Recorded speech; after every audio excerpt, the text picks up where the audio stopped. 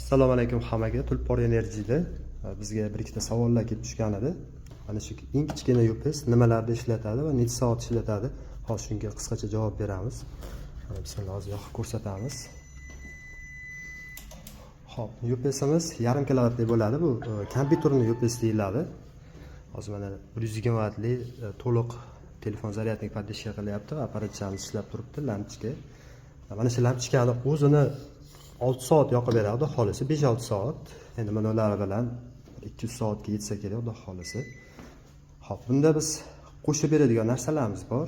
Ya'ni mana shu bitta ikkita narsalardan tashqari mana shu 3 talik perin udenitel va 5 metrli perenoskasi, bitta lampochka, bitta xonani yoritishga bemalol yetadigan lampochka qo'shib beramiz. Bunaqa Brilux degan yaxshi firma lampochkasi ekan, garantiyalari bor. Yana buni qulay tarafi mana bu davlat svetiga ulaganda mana avtomatik o'zi o'tadi. Ya'ni o'chib yonmaydi. Ishlab turishda davom etadi.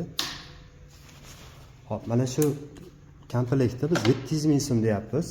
Kimga kerak bo'lsa aloqaga chiqa olasizlar. Buni ishlatishga juda qulay. Tog'da, bog'da, baliq ovida yoki bo'lmasa safarda, uyda yoki bir kichikroq do'konlarda, ustaxonalarda ishlatishga qulay. Ya'ni svet o'chib qolganda временный svet yoqishga. Buni ham biz to'liq modernizatsiya qilganmiz. Ichiga 10 yilga yetadigan akkumulyator qo'yganmiz, xudo xolisi. Ishlashi yaxshi. Like bosib qo'yinglar.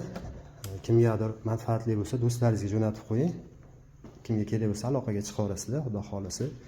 Chiroyli qilib beramiz.